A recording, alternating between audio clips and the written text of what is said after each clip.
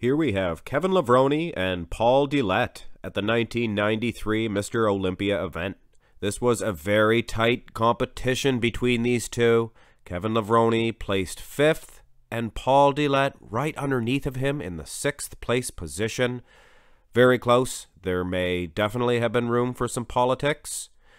But you have to take into consideration, guys, Paul Dillett and his posing routine probably did not, or I should say definitely did not match that of Kevin Levrone's. But this is a picture comparison, judging their physiques, their bodies alone.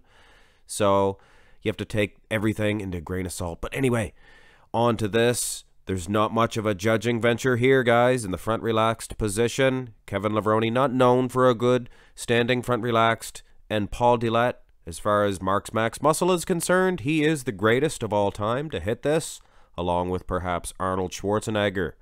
So we will move on to the quarter turn, and I don't place a whole lot of stock, and if I was a judge, I would not, because they can hit it any way they want. You can open up more, and it creates a whole lot more size, and it's not really fair. I do believe they should have to hit it perfectly and hold your arms directly to your side to see how you are built actually from the side. So it's an obvious win here for Kevin Levrone, but I don't place, like I said, as much as I do in the front and in the rear.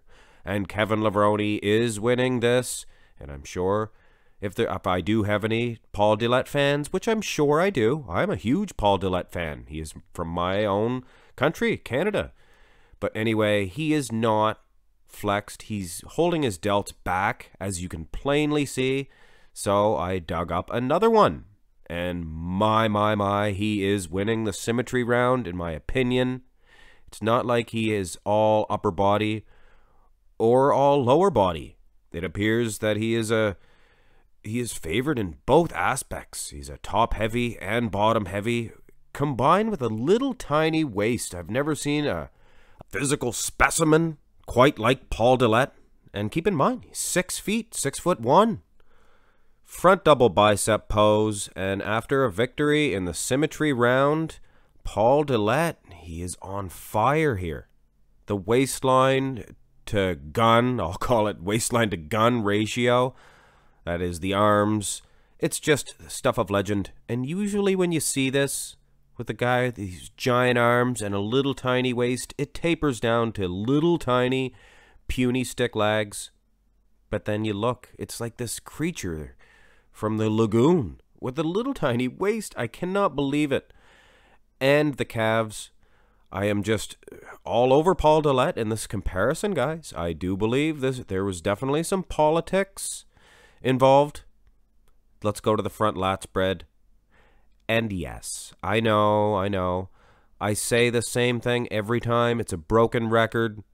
But if it's a broken record, it's because he hits it the same way every time. And I'm talking about Paul Dillett. Let's face it, if he was symmetrical in the front lat spread, he would probably have the best pose of all time. Probably better than Dorian Yates. Who knows? But it's not, guys. And I probably would give this one to Kevin Levrone, sorry. But either way, it's close in the front lat spread. I'll give you Paul Dillett fans that, because he is awesome. Side chest development, and look at the size of Kevin Levrone's pecs. Stuff of legend. Wouldn't that be an excellent comparison between Levrone and Arnold Schwarzenegger? That would be a dandy, for sure. But anyway, I flirted with that idea before. That's not a very flattering one for Paul here. Let's bring another one a little closer up. And you know what? I still would give this one to Levrone, but that's a personal preference. Could honestly go either way in the side chest. Side tricep. Again, I could certainly see a judge giving this one to Paul just on his size alone and hard graininess. Look at the legs, for goodness sakes. But in no way, shape, or form would I give this one to Paul. I like the presentation of Kevin Levrone so much that I would wager to say this is the absolute perfect angle to hit a side tricep. You may hear me complain about how Guys like Flexitron, Sean Roden, he hits it too thusly. And other guys like Paul Dillett, for instance, not thusly enough. Kevin Levrone, perfect here. So definitely, in my opinion, gets the side tricep. Back developments. And this is where Paul Dillett, he is definitely going to lose some steam for sure.